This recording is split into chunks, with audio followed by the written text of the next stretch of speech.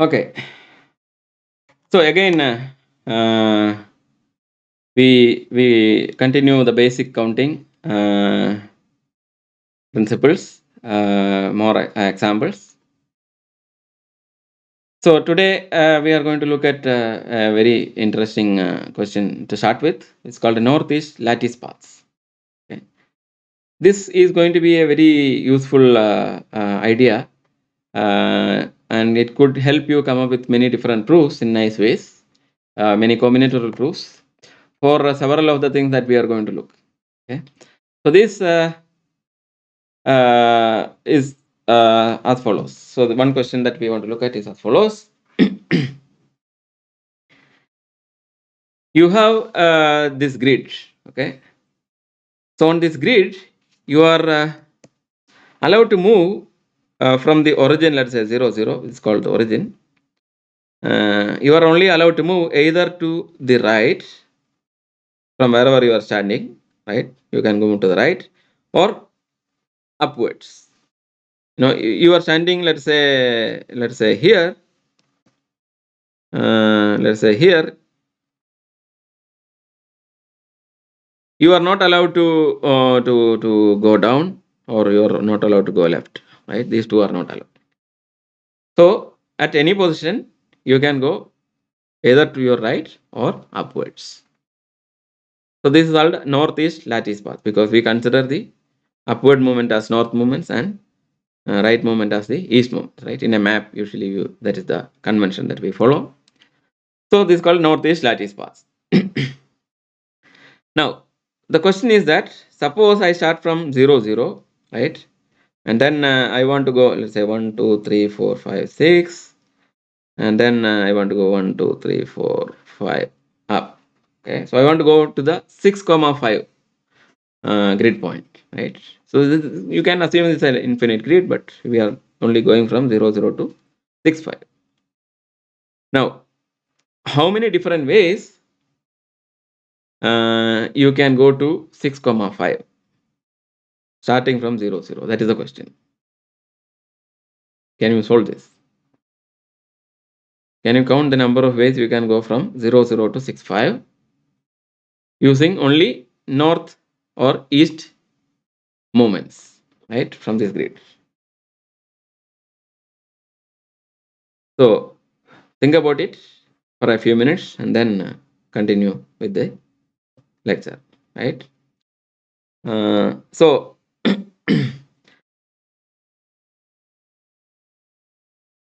let me give you how to count this. So how many ways we can how many steps we need to reach 6,5, right? So we definitely need to take 11 steps to reach 6,5, right? Because I definitely need to make 6 right movements before I can reach the column number 6, and I need to make 5 top movements before I can reach the y coordinate with 5, right? So the row number 5, right? So to reach 6,5, I definitely need to make exactly 6 right movements and 5 top movements or north movements. And I don't have any other possibility, right? Because if I go one more left, there is no left movement allowed, right? Or one more up, I cannot come down because there is no down movement allowed. So therefore, I have to only move right or left. And since I have to take exactly 6 right steps and 5 up north steps, I know that I have exactly 11 movements. No matter which route I am going to take, I am going to make exactly 11 movements, right? Now, I have 11 possible movements. Now, out of these 11 possible movements, 6 of them must be east movements, right, or right movements, and 5 of them must be up movements or north movements. But suppose I decide which are the right movements I am going to make, right? I say that, okay, here I am going to take a right movement.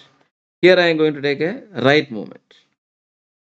Then he will say that, okay, I am going to make a right movement here. and then a right movement here and a right movement here, right? Then you know that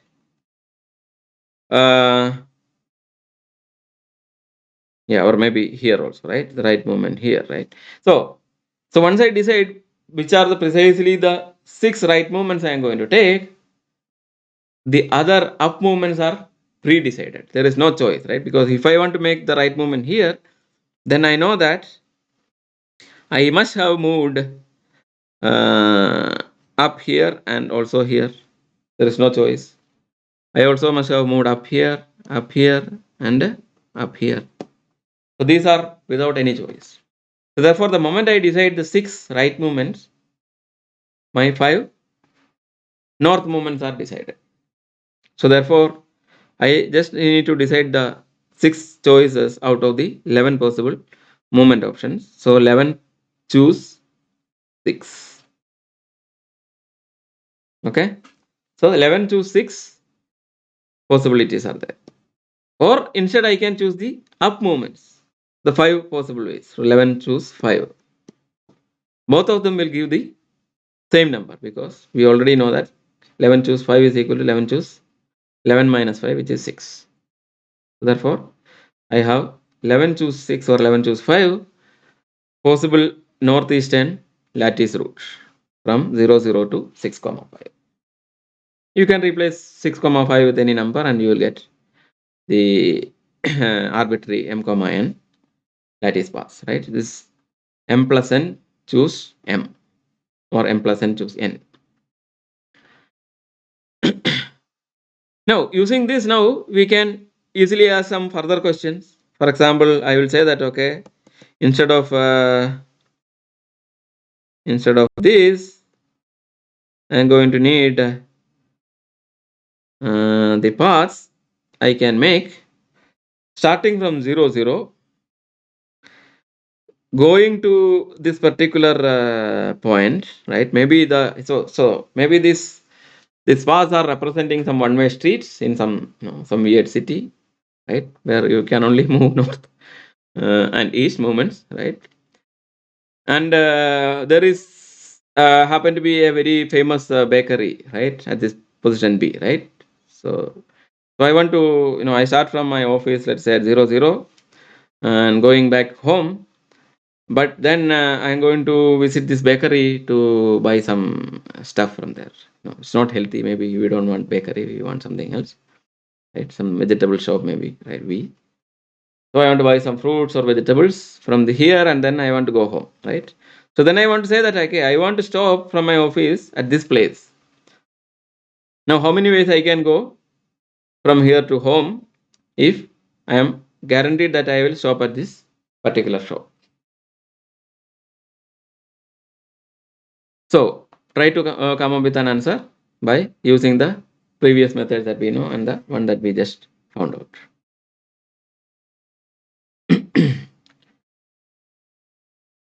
Now, here is a question that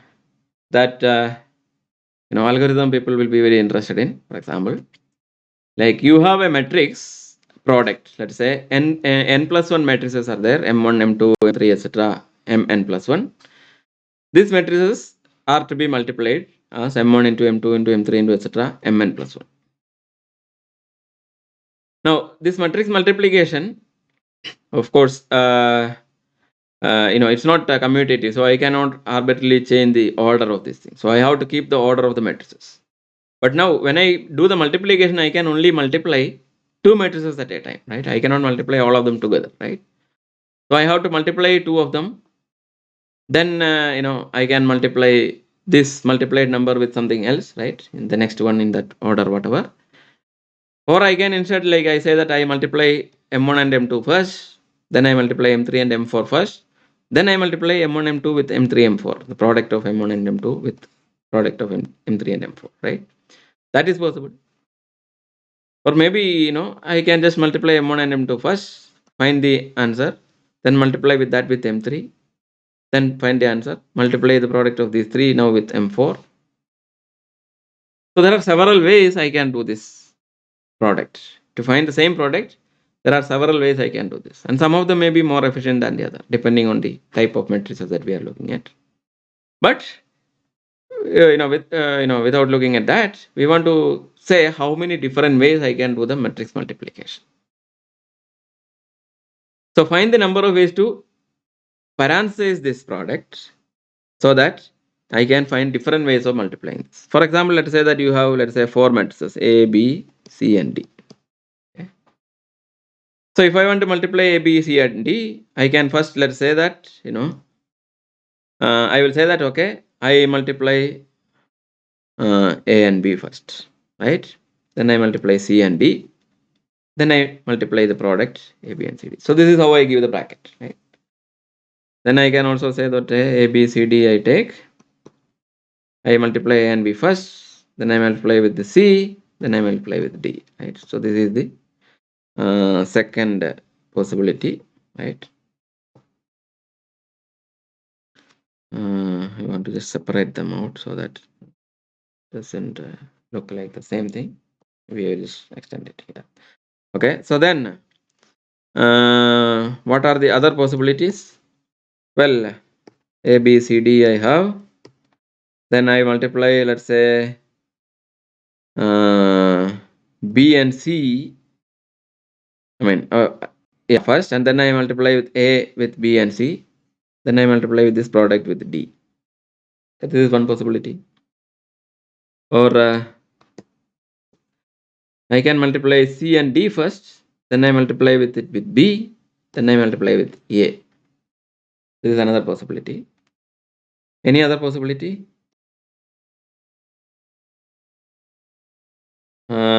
I multiply, let's say,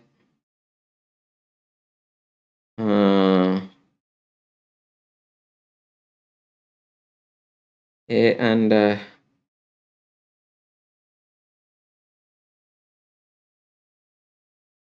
yeah. So what is the other way? There is another way. Maybe I multiply with the so I multiply B and C first, then I multiply it with D, right? Then I multiply with A, right? So this gives a different order, right? So here I multiply A and B, C and D separately, then multiply them together. Here I multiply A and B, multiply it with C, product, and then multiply that product with D. Here I do BC first, then A with BC, and then that product with D. Here I do BC first, then BC with D first, and then A with the product. And here I do CD first, then B with CD, and then A with BCD. Now I have found out 5 different ways. Can you find more? Maybe there are more, I don't know, right? So you figure out if there is any more or if it is the exhaustive list.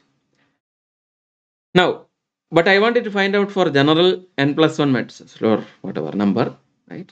So I just put n plus 1 for some reason, but that is not really important. Now, the interesting thing is that to find out this, we can use the idea of the lattice paths that we were looking at, the North-Eastern lattice paths. Okay? So, if you have n plus 1 matrices, then you are going to put n pairs of brackets, right? That we saw. Like we have 4 things, right? Which is 3 plus 1. So I put 3 pairs of brackets, right? For the product. So I put 2 together. So therefore, you need 1 less. Okay? Because there is going to be exactly whatever the number of terms minus 1 products happening, right? Number of products is exactly 1 less. So therefore, that's why you have 1 less bracketing. So you are going to put parentheses now, n parentheses to define this product. But that is precisely saying that how many different ways you can put parentheses so that the you always have the number of parentheses on the left more than the number of parentheses on the right, because if otherwise we are going to be in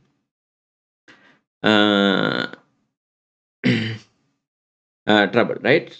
Because when you want to balance it out, we want to go from the left, right? So we want to find the balance parameters uh, and count how many of them are possible if there are going to be n parameters. So we want to find the total number of balance parameters where there are n of them, right? N pairs of them. Now finding this is going to be uh, reducible to counting a type of path from origin to n comma n, right? You want to find n pairs of brackets and find the number of balance parameters that is possible with this. It is basically counting the number of paths from 0 0 to n comma n, okay, with some property. Now can you think of what is the property that we are looking at, right? We want to look at the paths, the northeastern lattice path starting from 0 0 to n comma n, but we want to make sure that this will give the total number of balance parameters. So again, stop and think about it for a few minutes before you look at the answer, how to do this.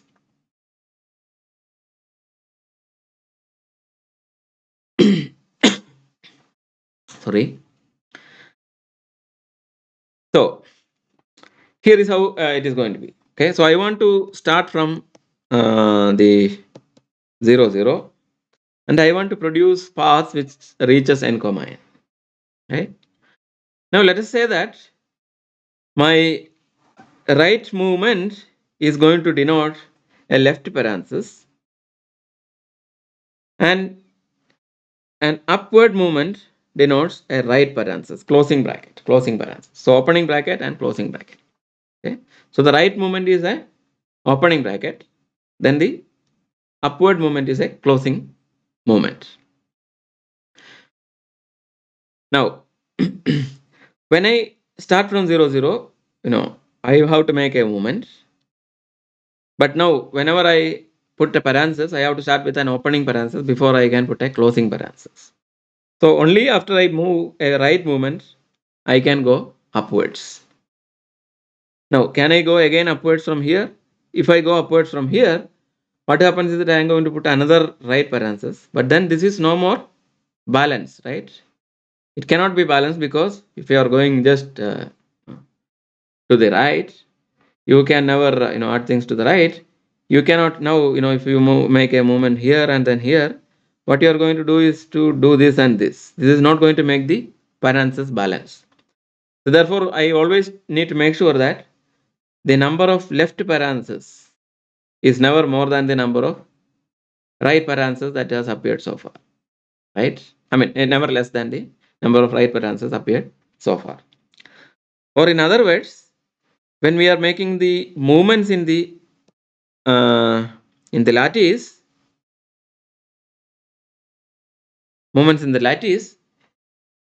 we cannot cross the main diagonal, 0 0 to n, and there is a diagonal.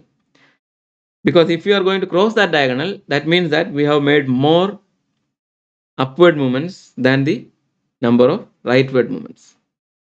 So therefore, that will say that the number of right parentheses is more than the number of left parentheses that is used so far, which means that the balancing the parenthesis is not balanced. It's not going to be balanced. So therefore, I want to find out roots from 0 0 to n comma n that does not cross the origin but only makes right and upward movements. So I want to count the number of such paths. Now the question is that can you count the number of paths from 0 0 to n? So so we know that all such paths we counted that, right, is n plus n, right, which is 2n, choose n, right, m plus n choose whatever m or n, which is n plus n choose n, which is 2n choose n, right. So we know that total number of lattice paths without looking at the diagonal, total number of lattice paths is 2n choose n, right, total number of northeast paths. But now we put the condition that it cannot cross the blue diagonal, right? The main diagonal that we came up with. So it must always lie below it, right? Not that it shouldn't cross, it should be below it. Because the left parenthesis must be more than the right parenthesis before we, not strictly more than, at least as many as the right parenthesis, right? So how do you count now the guys who doesn't go up, right? So we want to find the guys who doesn't go above the diagonal. So can you count this? So think about this for some time. In fact, yeah, I would even recommend that you think about it for even a half a day, or something like, spend some time thinking about this before you look at the solution.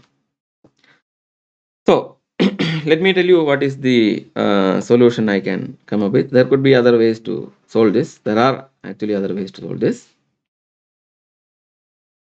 And what I am going to do is to use our well-known subtraction principle, which means that I am going to find the bad guys and remove them. I think that is easier to count. Okay? So I am going to count the bad guys. So what are the bad guys? The bad guys are the paths which crosses the diagonal, right? It goes above the diagonal. So I want to count the northeast and lattice paths which goes above the diagonal at some point. Okay. Or maybe I don't want to erase this. Okay. So suppose some path goes above the diagonal. Then it must cross the diagonal at least at some point, right? Now the first time it crosses the diagonal, I mark that point as special. So you take whatever your path is, right? Your path may do like this, right? Or it might even go further. Then it might go right, again maybe right, then go up, right? Maybe this is one of your paths, right? Or maybe you started in another way, right? You started maybe right itself, then went up, but then went up again here, right? Then you went right, right, right. Maybe you went right, then you went up again here, maybe up again here, then you went right, right. So this path also cross the diagonal here, right? So these are the bad guys, right? We don't want such paths, right? Now, can you count these kind of bad paths in a different way? You might ask, like, okay, what is the difference in counting the one which is below and then the ones which are crossed ones, right?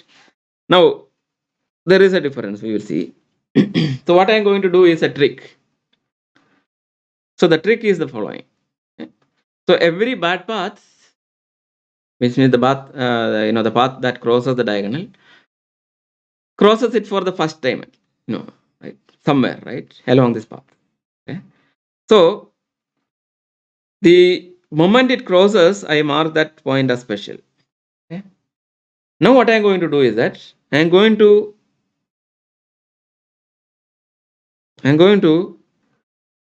reroute this path by doing the following. Okay.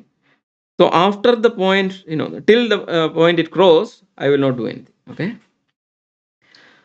After the point cross this, right, exactly once, right, the first time it crosses, any path, the remaining path, I will look at the remaining path and say that, okay, anytime it goes us to the right, I move upwards. Okay. So I'm going to continue this path as follows.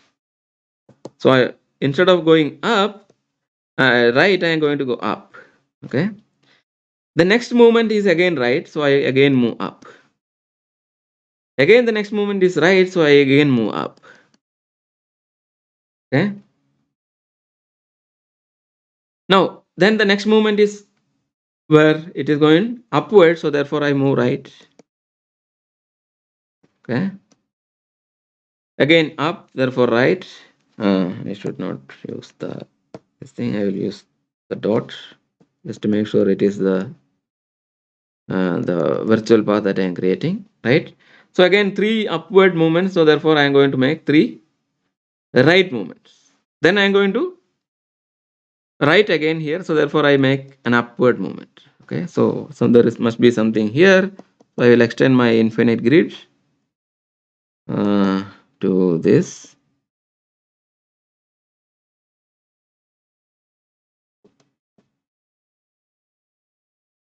Okay. So so once I made this movement, I have reached this point, right? Somewhere, whatever. What was that point? It is the point I moved n plus n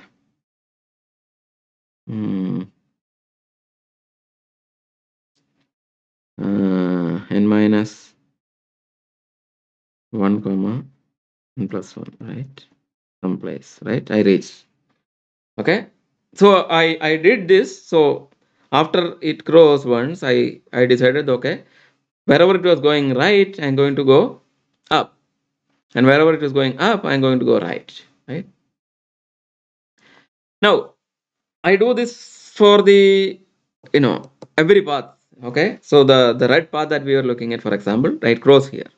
Now since it crossed here, it was going up, and then next movement was up, so instead I will go right. Okay. Then the next movement was right, so instead I will go up. Again the next was right, so I will go up. Again the next was right, so I will go up. And then the next was up, therefore I will go right. So I happen to reach n minus 1 comma n plus 1 again here. But the claim is that every path, after this,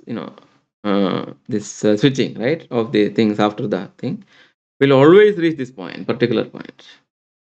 So all the bad paths, I can do this, idea that, right makes left, and, like the right movement becomes the upward movement, and the upward movement becomes the right movement. So this is basically what we are going to do, is precisely looking at this diagonal. Okay. And we are going to reflect the path, which is above this with respect to this diagonal. Okay. I'm looking at the reflection of the path. So this path was like this. So now it has, with respect to this diagonal, its reflection is going to be like this. Similarly, this path, its reflection is going to be like this. Now the claim is that every such reflection will come to the point n minus 1 comma n plus 1. Can you think why? So why does the reflection always reach n minus 1 comma n plus 1? Okay, you need to answer this. Okay, because if I give all the answers, there is no fun, right? But it is easy. So think about this. All the reflected paths will finally reach this point n minus 1 comma n plus 1. So we only reflected the bad paths, right? We are going to count the bad paths. So every bad path after the reflection reaches this point. And now every path from 0, 0 to n minus 1, n plus 1 on this grid, right? This subgrid, I mean not sub of the original one, but this grid that we are looking at, right? Right. So every path from 0, 0 to n minus 1 comma n plus 1 of the grid corresponds to a bad path after the reflection the other way. Okay. So instead of doing this way reflection, I take the other way reflection, right? Right becomes left. I mean the same rule, but take the reflection of the paths going from 0, 0 to n minus 1 comma n plus 1. They will all reach n comma n, and they will all cross the main diagonal at least once. This is something you can observe and see, and try to answer why again. Okay. So why? So why the reflected path always reaches here, and all the paths to n minus 1 comma n plus 1 reaches back to n comma n, and all such reflected paths will have crossed the diagonal at least once. Okay. Now, once you have this observation, right?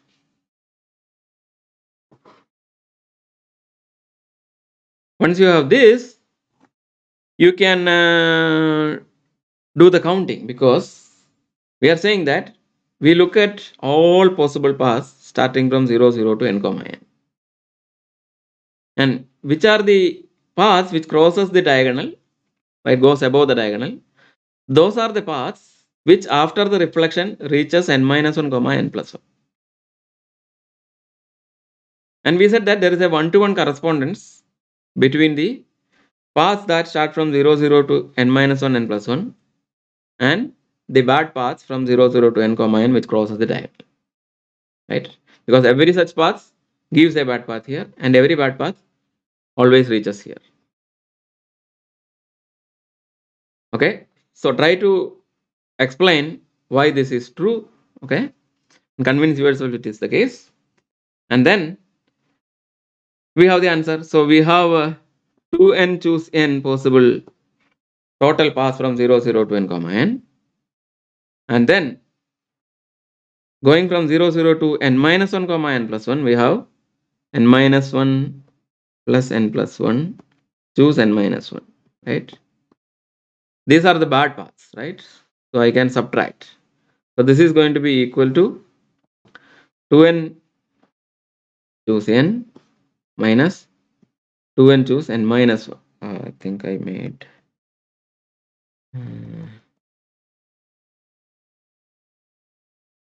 maybe 2n choose n minus 2n choose n minus 1. Okay.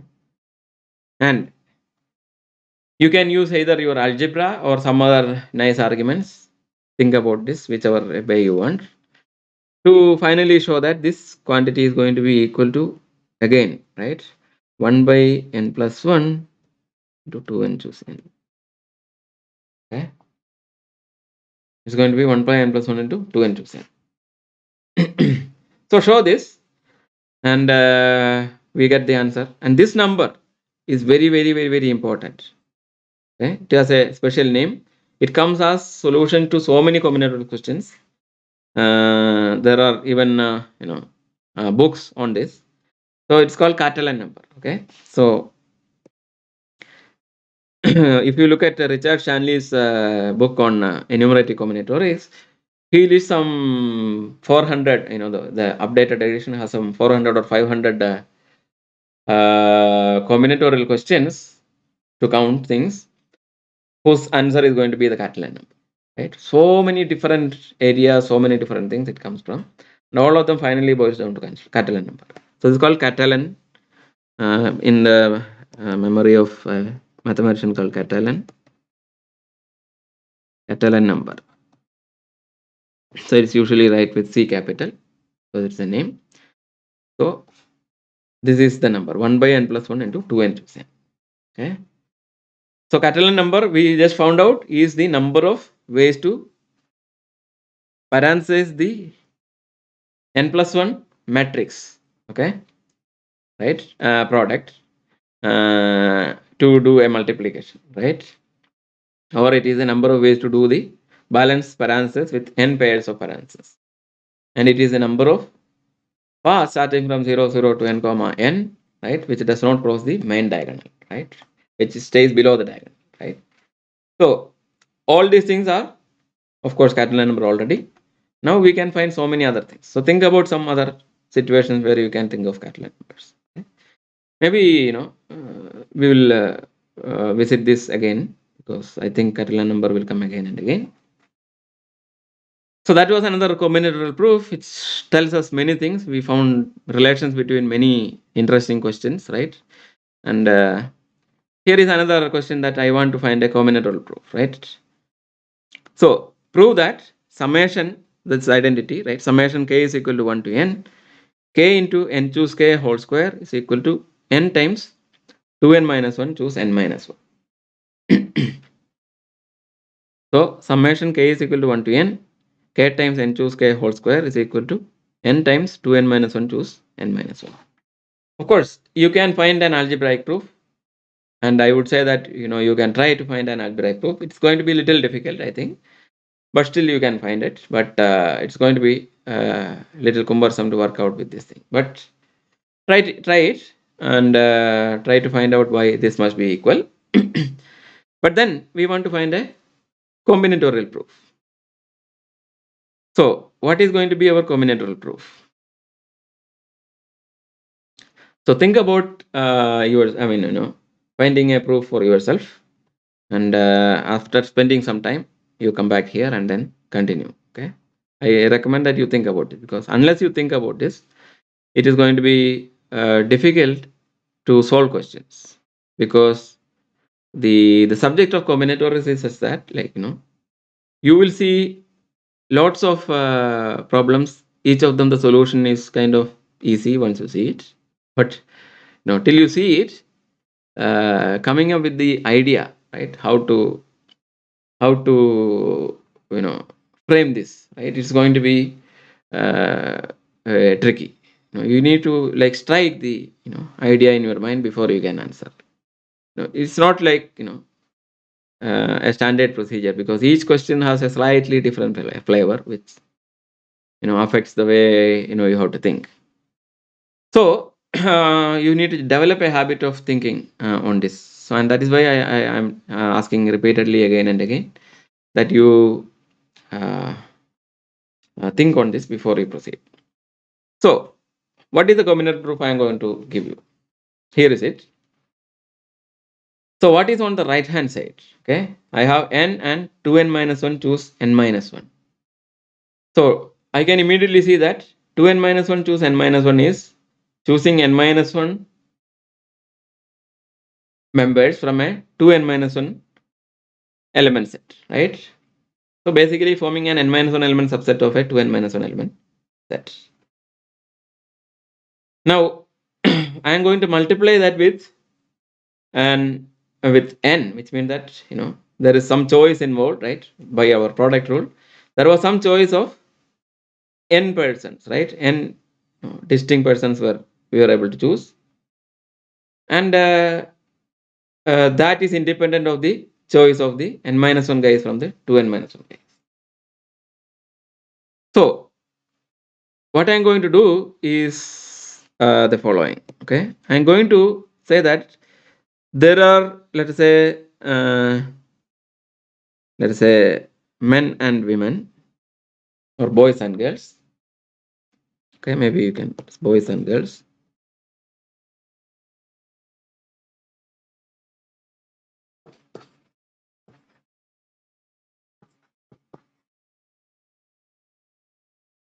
And there are, let's say, n boys and there are n girls.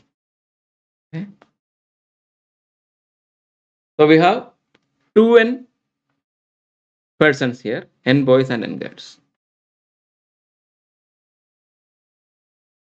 Now from this, I want to form a, let's say, a club or a committee, whatever you want, call it. So I want to form a club with, let us say, n persons.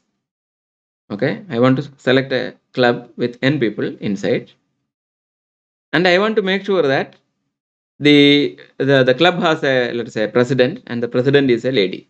It's a girl. Okay, they usually do a better job, right, as president than the boys. So therefore, we will choose uh, a lady president, and then we will have remaining members. So now we can see what is on the right side, right? Because from the n girls, I can choose one president for the club in n possible ways, right? So I have n possibilities to choose the president, right? President. Now, my requirement for the club was that the president must be a girl, right? But then the remaining there is no condition. So therefore, I have once I choose the president, the remaining members, president is already a member. So remaining n minus 1 members I have to choose, right? But the n minus 1 can be any of the people. So therefore, I can choose any of the n minus 1 person from the two n minus 1 remaining people, except for this one girl. There is n boys and n minus 1 girls. So out of the two n minus 1 persons, I can choose n minus 1 members, including the empty set, right? Only there is a president, nobody else, right? That is allowed, right? No, sorry, my mistake. So yeah, so I choose the president and I select n minus 1 members depending on what is n, right? Yeah, unless n is 1, right? It's not empty. So you choose n minus 1 element subset of the 2n minus 1 set. So you select these guys in 2n minus 1, choose n minus 1 possible ways. And then since the choices of the president and the remaining n minus 1 guys were independent, right? The number of choices were independent. The choices are not independent, right? We could multiply them. So I get n into 2n minus 1 choose n minus 1.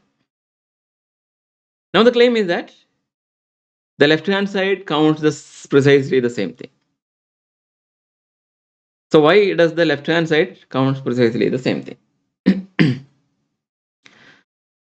So what happens on the left hand side? I have summation k is equal to 1 to n, k into n choose k whole square. Okay. So let me count this the president forming club forming business in a slightly different way. So how I am going to count this? So first I will form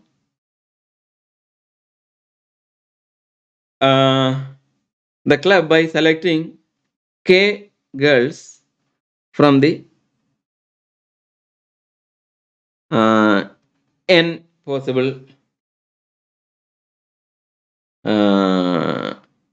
candidates, right? So I choose k girls from the n possible girls. So I say that okay, these girls are going to be the members. Okay. Now once I choose the k girls, I will select one of them to be the president because I want a girl to be the president. So therefore, out of the k girls, I have exactly k choices to make one of them as the president, right? So I choose k girls and then select one of them to be president. And this is independent, right? So I choose the k girl first and then independently, whichever k girls I choose, one of the k I can choose. So there are k choices for that. So k into n choose k ways I can choose the n girls to be in the club and then take select a president. So k into n choose k. Then once I choose the k members for the lady members, I select the remaining n minus k boys from the n boys, right? So from the remaining n boys, I need to select n minus k boys. But instead of selecting the n minus k boys to be in the club, I select the k guys who are not going to be in the club and throw them out, right? That is the same choice I'm making, right? So I make the choice of k members who are not going to be in the club, throw them out, and then select the remaining n minus k guys to be in the club. So this is a way I can form a club with n minus k boys and k girls and one of them as the president. But this can be any of the case, right? K can be 1, k can be 2, etc. K can be n. And each of them give distinct clubs. So therefore, the number of ways to form the club is summation n choose k into k into n choose k, which is summation k into n choose k whole square. Okay, I should erase this, right? So, but now this is all possible ways it can happen that there is a lady president and there is the remaining members were chosen. And, all of them appear here. So therefore, these two quantities must be equal. So that is why we have the equality. This is equal to n into 2n minus 1 choose n minus 1. So what we counted on the right is precisely what we counted on the left. So therefore they must be equal. So this is another combinatorial proof. Okay, I think I could have written it here. Now, so recall the special property that we observed from the Meru Prasara of Pingala, right? We saw this, right? This nice property. Not this one. Where was that? Yeah, I think I erased it. So we had this property, right? That the sum of these guys for this, right? For sum of this entire guys will be this. Similarly, sum of any of this will be exactly this, right? So using this observation, we can write it in a formal way, right? I asked you to form it yourself. Maybe you have already done it, but if you have not done, here it is. That k choose k plus k plus 1 choose k plus etc. n choose k is equal to n plus 1 choose k plus 1, right? We just went one step bottom and one step to the right, right? That is what n plus 1 choose k plus 1. We can see it in the table now, right? In the triangle. We can see this pattern why this happens to be like this. So this is precisely the diagonal that we are looking at, and this is the off diagonal entry that we were showing, right? So so this property I want you to prove now combinatorially.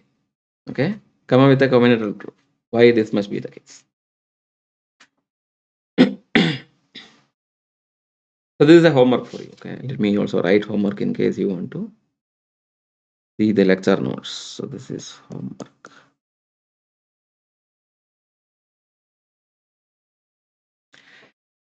Okay, now looking back to the anagrams of look, right? I asked you to solve this yourself if you can. You must have already solved it. You can definitely use brute force to solve it, right? If nothing else works, you can just write down all the words that you can come up with and count it. So if you have counted it, you must have found the answer will be 12.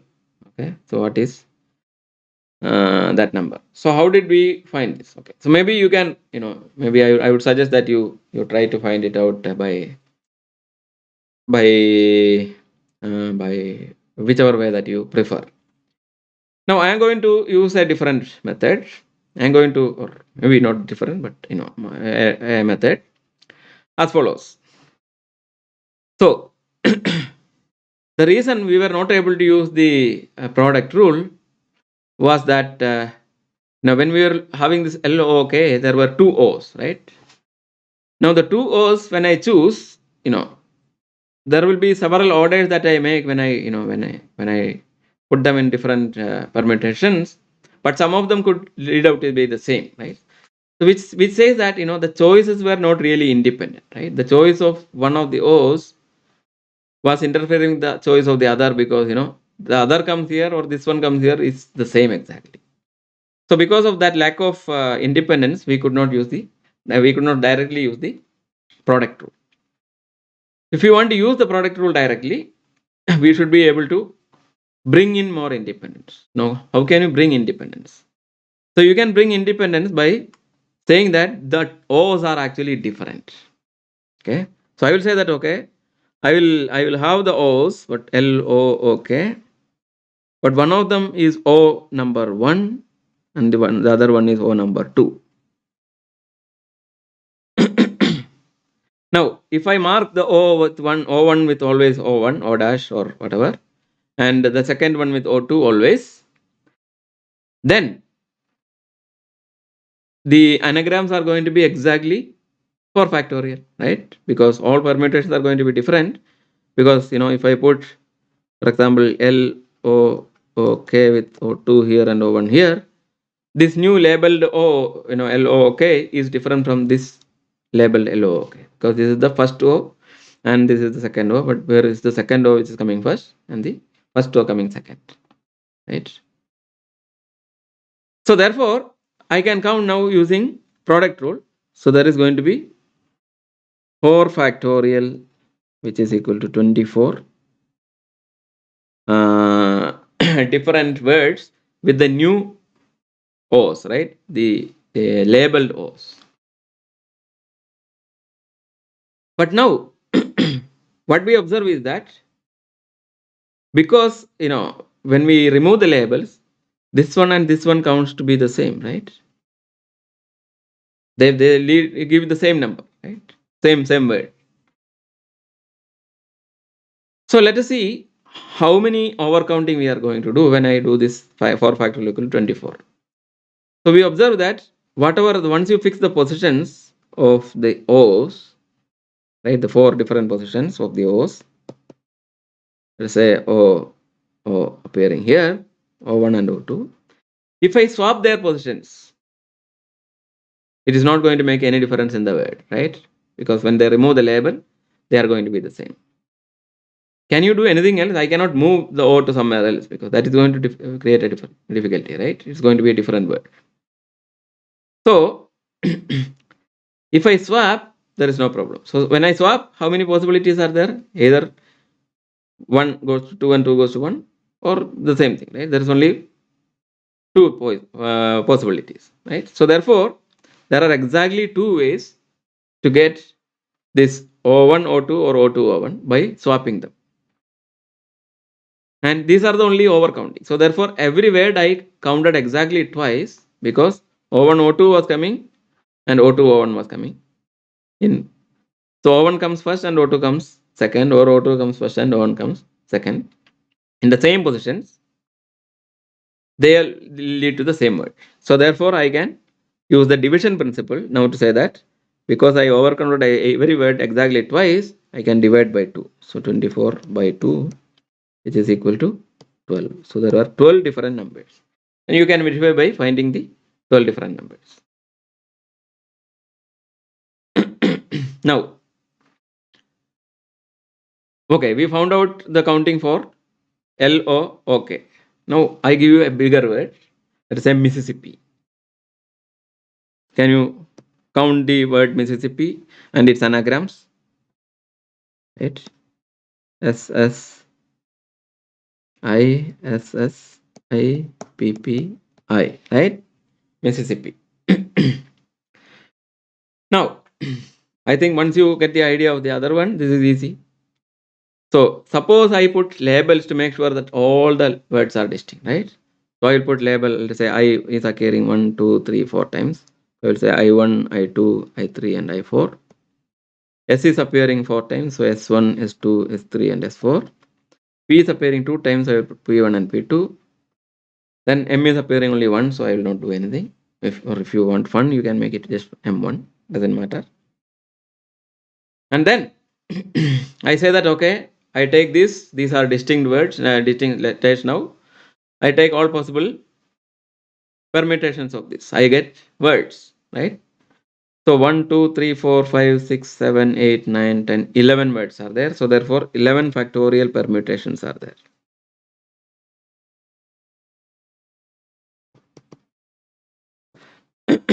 Then I observe that okay, but whatever the permutation is given, the i's are occurring 4 times, right? But they were all 4 different i's because I put labels. Now if I switch the position of 2 of the i's, it does not make any difference to the word. In fact, if I switch the positions of any of these i's between themselves, it doesn't make. In fact, if I permute all the i's within their position, right? So each of them has a fixed position in the word that we created, right? There are 11. I will not draw all the 11. So I will just mark the special positions where I was occurring in the word, maybe, right? It was occurring here, maybe, and here, and maybe here. Okay. So the I was appearing here. I1, I2, I3, I4, maybe, right? Now, I don't change the positions of in the word, but between the I1, I2, I3, I4, I can permute them any way I want, right? So the 4 i's can be permuted in 4 factorial different ways, right? The 2 O's we could permute in two different ways, which is actually 2 factorial ways. So the 4 i's I can permute in 4 factorial different ways. And each of the 4 factorial permutations, right, that I obtained by labeling them, we're all going to give the same unlabeled word, right, where i's are all identical, I will get the same word. So I have to divide this 11 factorial by 4 factorial to compensate the fact that I overcounted all the permutations of i's in 24 different ways, right? So I overcounted them 4 factorial many ways. Similarly, there are 4 different s's. So I can apply the same rule. So I can use again division rule to say that, okay, once I unlabel s, all these 4 factorial will give the same word. So 24 of them will give the same. So I can divide by 4 factorial again. Then I have 2 different p's. So I can divide by 2 factorial different ways. There is only one m. So I can divide by 1 factorial if you want. But we didn't overcount there. So therefore, I say that 11 factorial by 4 factorial into 4 factorial into 4 factorial, different permutations or anagrams of the word Mississippi are there. Now it is very interesting to see that, 11 factorial can be divided by 4 factorial 2 times, 2 factorial once, and still we will get an integer, right? Because we are counting, right? Counting things, right? Number of anagrams. It must be integer. There is no other possibility. So, anyway, that is just a remark. So this leads us to something called multinomial coefficient. So what we were looking at now, okay? We use division principle and multiplication principle only, but we can now come up with a slightly more general, slightly refined tool, but more basic, still basic. So this is called multinomial coefficient. So what is the multinomial coefficient? Let S be a multiset consisting of n1 objects of type 1, like we had here 4 objects of type I, right? I, 4 of them. They are all identical. 4 different S's, 2 different P's, etc. Right? N1 objects of type 1, N2 objects of type 2, N3 objects of type 3, etc. Nk objects of type K. And N1 plus N2 plus N3 plus etc. Nk is equal to some number N, which is the set S we are looking at. So S is the multiset. It has cardinality N1 plus N2 plus etc. Nk, which I call N. And these N elements, right?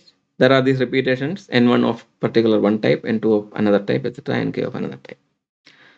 Then the number of linear arrangements or permutations of all of its elements, right? All of these elements, because they are identical elements are there, right? Is precisely n factorial by n1 factorial into n2 factorial into n3 factorial into etc. Nk factorial. So this is called the multinomial theorem. Okay? I mean not sorry. This is called multinomial coefficient. And we want to see why this is precisely this. We already saw the proof in some sense, right? We argued it, but let us make it little more formal. Okay? So here is the proof. So first consider each element to be distinct. Okay? So by giving labels. Okay? So we start with the multi-set, but now the multi-set has same element appearing many times, right? The type 1 objects, O1, O2, etc. I mean, like, let's say OK are there. So O1 is appearing, let's say, number of times. O2 is appearing number of times. These are all objects or elements of the set. And OK is appearing in K times, right? So what I am going to do is that I will make O1 to be O1 dash, O2 dash, etc. No, O1 dash. I mean O1, O1 1, O1 2, O1 3, etc. O1 N1. Similarly, OI will be OI1, OI2, etc. OI NI. Okay, I am putting more labels to make them all distinct, right? Labeled objects now. So now, since I have n objects in total, once I do the labeling, I get exactly n different objects, right? The new labeled objects are right. So now I look at the permutations of them. So how many are there? N factorial permutations are there. After this, I do the unlabeling. So what I do is that I unlabel the n1 objects of type 1. So once I do this, what happens? Okay. So in general, what happens is that if I unlabel, so here O1 is 3, O1, O1 1, O1 3, and O1 2 are there. So there are 3 objects of type O1. So what I do is that when I unlabel these 3 numbers, when I unlabel these 3, what happens is that they, the different things will become the same, right? So there were 3 of these objects. So 3 factorial different ways I can permute, and each of them will give the different objects in the labeled fashion. But once you unlabel, each of these 3 factorial, right, will be corresponding to the same set, we were looking at. So therefore, that is overcounting, right? So similarly, OI be the type I object. We have labeled them as OI1, OI2, etc., OINI to make them distinct. Now, among the n factorial permutations, let us fix one of the permutations. Okay.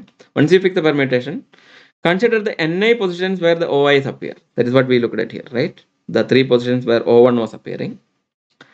And then between these fixed positions, I will not change the positions, but I can permute the copies of OI, right? OI1, OI2, etc. OI, Ni were there. These guys, I can permute them between themselves.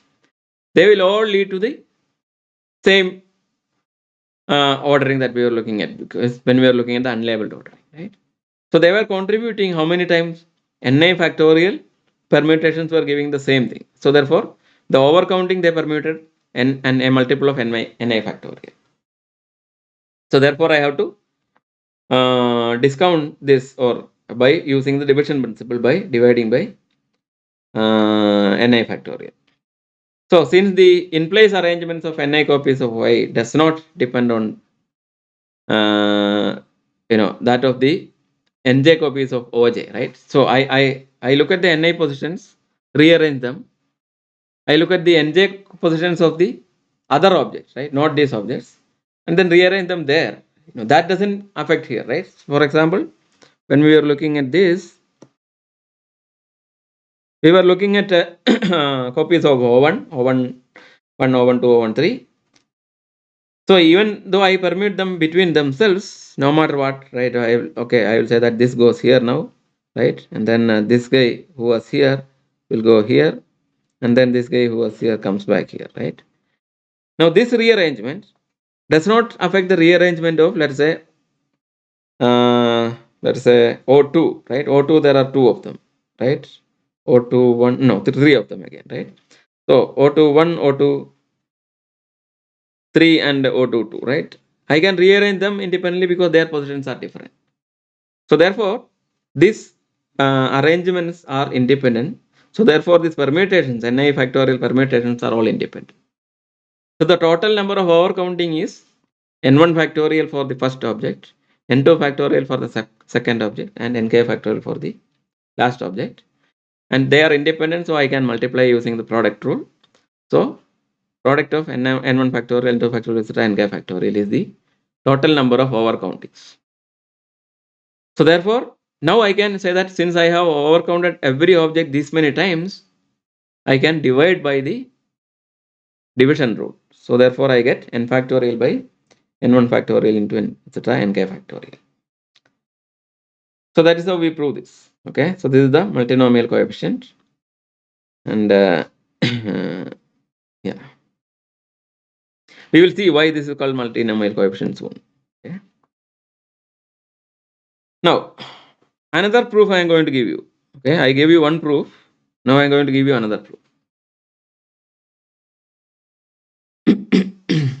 So, proof 2, consider n possible positions for the n objects. Okay. So there are identical objects. I am not going to relabel them or anything, right? So out of the n positions, I choose n1 positions to put the type 1 object. Okay. The type 1 object can appear, they are all identical, right? So no matter, I don't want to look at the order. So I want to just form a subset, right? Say that, okay, these are the guys who are going to appear. And where are they going to appear? In the n1 positions, wherever positions and I'm going to take. So I choose the n1 positions and say that, okay, I just put all the copies of this object in this particular position. So how many ways I can choose the n1 positions? There are n positions available. N choose n1 ways I can choose the n1 positions, right? So I fix the n1 positions for the first object in n choose n1 ways. So I selected this. That positions are not available anymore, right? So once I have removed this n1 positions and put the type 1 object there, I look at the remaining n minus n1 positions, and out of this I choose n2 other positions, right? These n2 positions I will put the type 2 objects. They are identical. I don't care which order. I just put them there. So continue this way. I choose n minus n1 minus n2 minus etc. nk minus 1.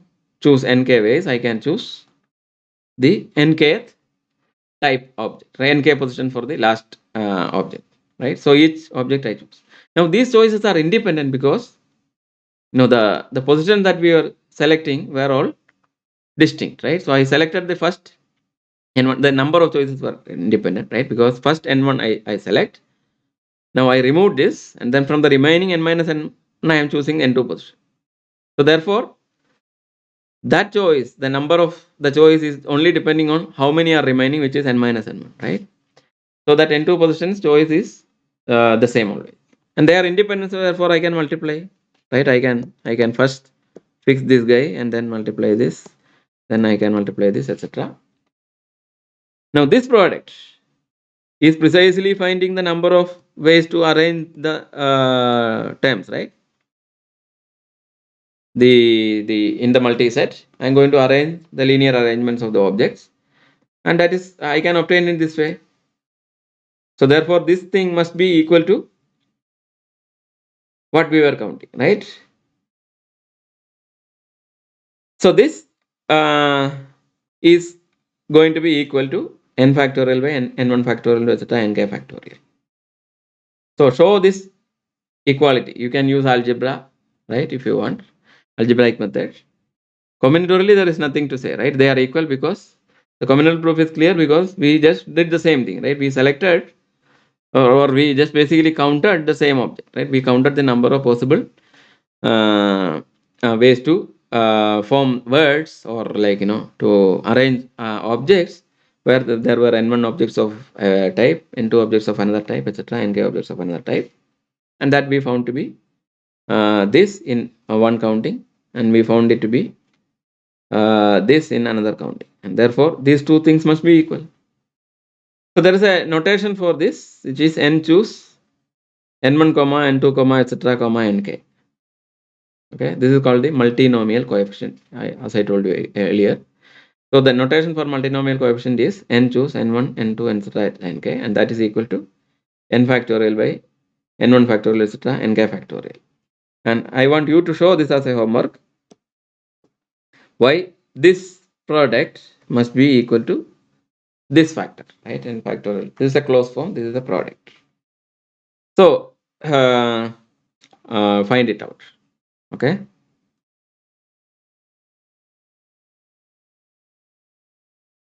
And it's very easy. One example. Okay. So any theory we look at least some examples. So consider an 8 cross 8 chessboard in which we place 8 rooks so that they cannot attack each other.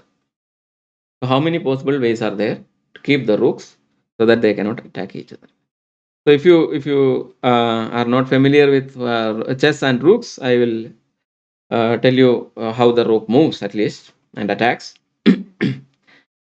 And as a addendum to the question, I can ask, okay, suppose the rooks are not the same color. Okay, we will first assume that all the rooks are identical, the same color. But then we can say that, okay, suppose one rook is blue color, two are white color, two is red, and three are yellow. Then how many ways you can do this? Will the number increases or decrease, whatever, right? So So here is our chessboard. Okay, so chessboard is usually labeled with the ranks of the chessboard. It's called ranks, called A B C D E F G H are the ranks. So the person will sit. The person with the white pieces will look. So here I am looking color and all, giving color and all, but don't worry about that. We'll sit here with this will be a white corner and this will be a white corner in the chessboard. And then this A, B, C, D, E, F, G, H will be written here where the person with the white color sits, and here the opposite side the person with the black color sits. And these are called ranks. Okay, so the when the pawn or something moves, so this which row it is, it's called the rank. Okay, 1, 2, 3, 4, etc. up to 8. And so these are called files and these are ranks. Okay, so now, so there are these objects called rooks which can move in the following way. Okay, a rook can move in either in its rank or along its file. Okay, at one movement it can just move in one direction. Okay, so it can move either this way or it can move this way wherever it is sitting. So this guy, for example, can move either this way or this way, or it can move here or it can move here. Okay, so yeah, sorry. So first, discard this color that I have given to the rooks. Okay, the color was for the second part of the question. I don't want to do two times this. So I gave a color, but assume that all of them are of the same color for the time. Now we have these 8 rooks. Now, when 2 rooks are in the same rank or the same file, they can attack each other. Okay, because one can reach the other guy going in that direction. So therefore, if they are in the same rank, they can attack each other. If they are in the same file, then also they can attack each other. So I don't want the rooks to be attacking. So if I have a rook in this position, then I cannot put any rook here, anywhere here, or anywhere here. Similarly, so then I can put the rook in maybe here if you want, for example, right? But then again, if I put one here or here, whatever, then in this rank it cannot have, right? And this file it cannot have anything. So this way, I want to put 8 rooks so that they don't attack each other. So I want to count the number of ways I can do this, right? So how do you count this? Okay, again, think about this. Try to find your own counting, and then see whether the answer matches with what we do. So spend some time, and then if you are back, we continue. Okay, so what first we observe that because if I look at the ranks, let's say A, B, C, or the files A, B, C, D, etc. H, each file can contain at most one rook, right? Each file can contain at most one rook, right? Now, therefore, I number the things as follows. Okay, A comma J1. Right? The first rook wherever it is appearing in the first file, the A file in the J1th position. Okay, in the B file it can appear in the J2th position maybe, and in the H file it can appear in the J8th position. Okay, so I know that any of the 8 rooks must appear in 8 of these different files, so there is no choice in that, right? They must appear in 8 different files. They cannot appear in the same file. 2 of them cannot appear in the same file. Now, once I choose 8, these are the 8 files I have. So once I choose the 8 rooks, I have to decide what are going to be my J1, J2, etc. J8. Now, J1, J2, etc. Can I have a J1 and B J2, where J1 is equal to J2? If J1 is equal to J2, both of these rooks are going to be in different files, but they are in the same rank, right? But they cannot be in the same rank. So J1 and J2 must be different. So I have J1 to J8, and out of this J1 to A8, it can be any distinct 8 numbers from 1 to 8, right? It must be the distinct numbers from 1 to 8. But that can appear in any order, right? Any order I can have. For example, in the A file, if I have the first position, then B file I cannot have the first position, but I can take the fourth position, right? For example, C file I can take the second position, etc. H file I can take the sixth position. So this is possible. Right? So therefore, all I have the choice is the choice of the 8 factorial permutations for the ranks. So any which rank I am going to appear in the J1, J2, etc. J8 position is possible to choose. So therefore, 8 factorial choices are there. So we have exactly 8 factorial ways to 8 factorial ways to arrange the rooks.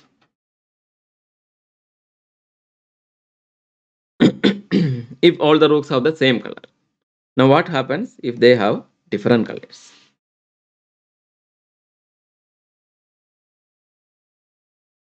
Now suppose all of them have uh,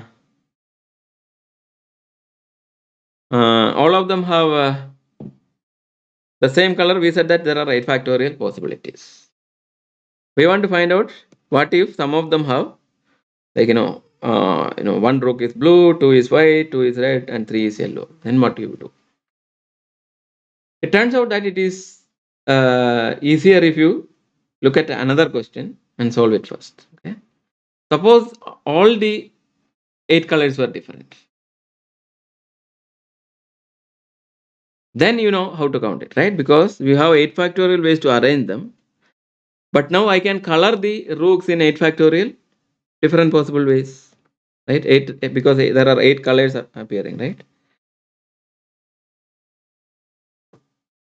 So I have 8 factorial ways to choose the rooks, and then I have 8 factorial ways to color them. Therefore, 8 factorial into 8 factorial possibilities to distribute 8 different colored rooks on 8 different positions here in the chessboard without them attacking. Now, since I know that not all of them are of the same color, now I will use the multinomial coefficients, right? The idea from there, because I can say that okay, all these 8 comes from these things, right? There is one object of color blue, the blue colored rook. There is one exactly. N1 is 1. Then N2 is 2.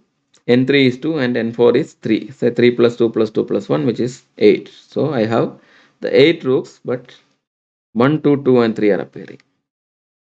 But they, one object is of the same type, so 1 factorial, 2 objects of the same type, 2 objects of another type, and 3 objects of another type.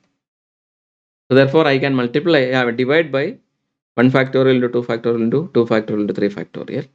And this will be my answer for the number of rooks, number of ways to keep the rooks, where the colors are like 1 blue, 2 red, 2 yellow, and 3 green, whatever. Right? So that is the idea. So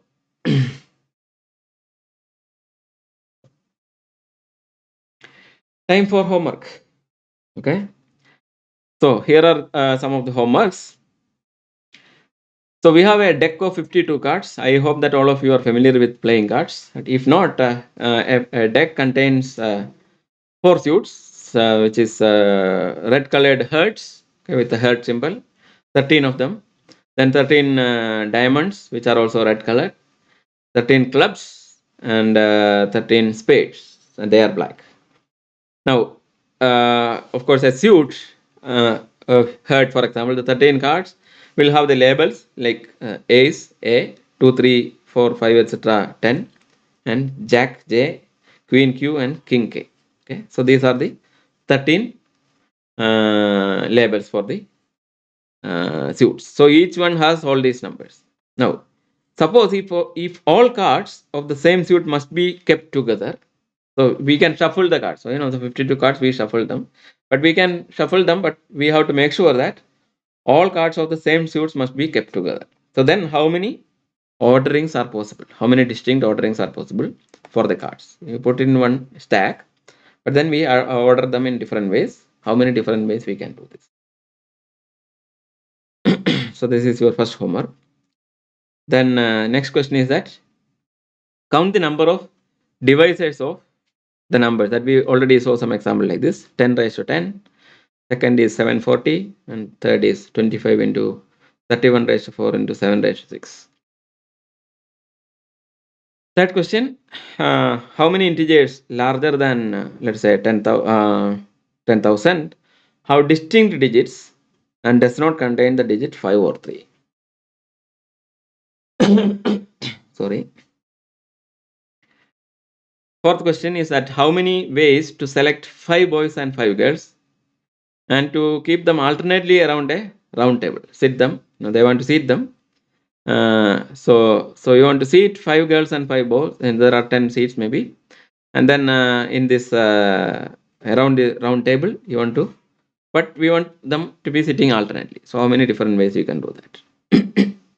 So many of these questions you might need to use several of the principles that we have learned. Okay, you can do all of them with the principles that we have learned, but you might have to use a combination of them.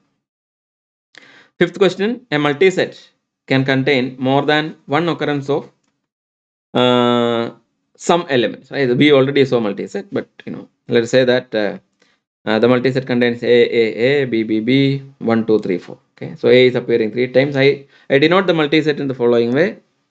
If 3 is appearing, A is appearing 3 times, I write 3 dot A to say that A is appearing 3 times. Okay, B is appearing 3 times, I will write 3 dot B.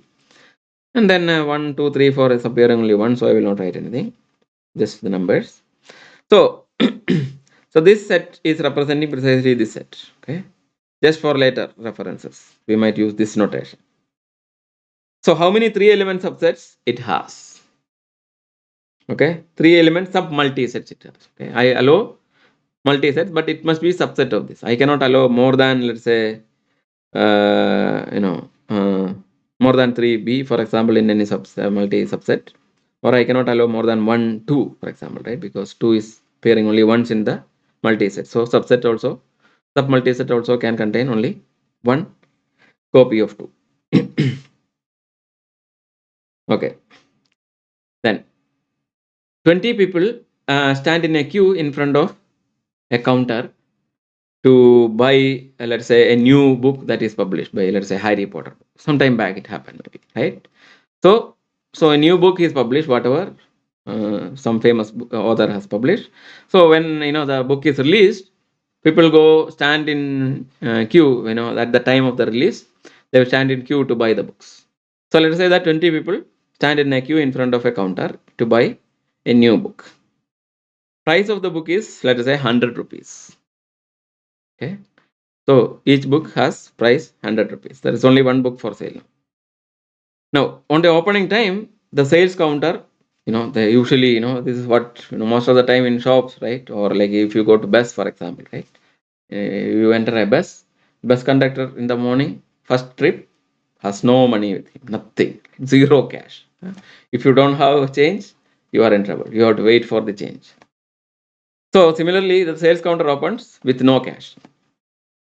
So if exactly 10 people have, let's say, 100 rupees note with them, and the others have exactly 200 rupee notes with them. Okay, they come with 200 rupee notes. 10 of them come with 100 rupee notes. Now, we don't know which guys have 100 rupee notes and which guys have 200, but we know that 10 of them has 100 rupees and 10 of them has 200 rupees. Now, what is the probability that, so the queue is arbitrary, right? People will come and stand there. Some of them have 100 and some of them have 200. What is the probability that no one has to wait for change, right? Right? If somebody gave a 200 and then the clerk does not have change, cashier does not have change, he will say that, okay, wait there till I get the next guy or somebody who has 100 rupee. When he buys, I will give you the change. So what is the probability that no one has to wait for change? Okay, so find it though, it's going to be interesting. And seventh question, the sequence, we have, in calculus, we have already seen the sequence n by n plus 1 whole raised to n. Okay, n greater than or equal to 1 is monotone, decreasing, and converges to 1 by e from basic calculus course that we have studied. Okay. Now prove that n factorial is greater than n by r whole ratio n for every n greater than or equal to 1 and r strictly greater than e. Okay. So e is the base of the natural logarithms. The next question, find a closed form expression for the given expression summation k is equal to 0 to n choose k, 3 raised k. Okay. And then next one is that summation k is equal to 1 to n, k by n raised to k times n choose k. So find closed form expression for these both of these using some of the techniques that we have learned. Okay. Ninth question, prove combinatorially 2 raised to n minus 2 times n minus 1, okay, is equal to summation k is equal to 2 to n, k into k minus 1 into n choose k. So again, algebraic proof you want to try, it's going to be difficult, but you can still do. Combinatorial proof could be also difficult, but it's not very difficult once you see it. So think about it and come up with a nice combinatorial argument. Then question number 10, count the anagrams of the largest word in English. Okay, at least this is what I have heard is as the largest word. Maybe if you find a larger word, you can tell me. So this is having so many letters. How do you read this? So pneumono ultra microscopic silvico volcano conis. Okay, so that is the word. Pneumono ultra microscopic silvico volcano conis. Okay, so this word has many letters appearing, and you know using the simple techniques that we have learned, you can find the number of anagrams easily. Okay. Now 11th question is count the number of functions from a set x to the set y, where x is the set x1 to xn and y is the set y1 to ym.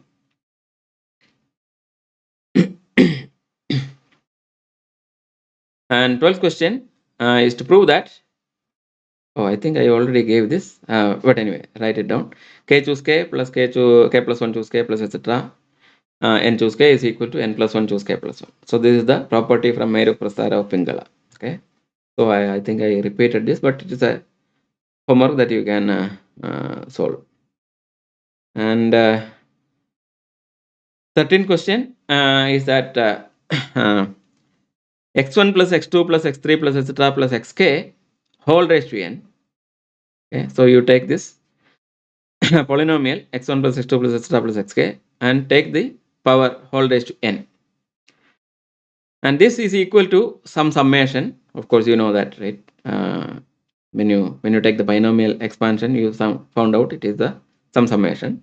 Similarly, it is a summation over some expression 1 where you have some expression 2 times some expression 3, let's say, where expression 3 is going to be a monomial, expression 2 is a coefficient of the monomial, and expression 1 is the condition over which the summation happens. Okay, find each expression and write it down so that we get the expansion in a nice form. So that is it. So we have finished the second week with some nice exercises, homework questions, and I want you to work out on all these homework questions and even more from your textbook. And these homework questions you must submit.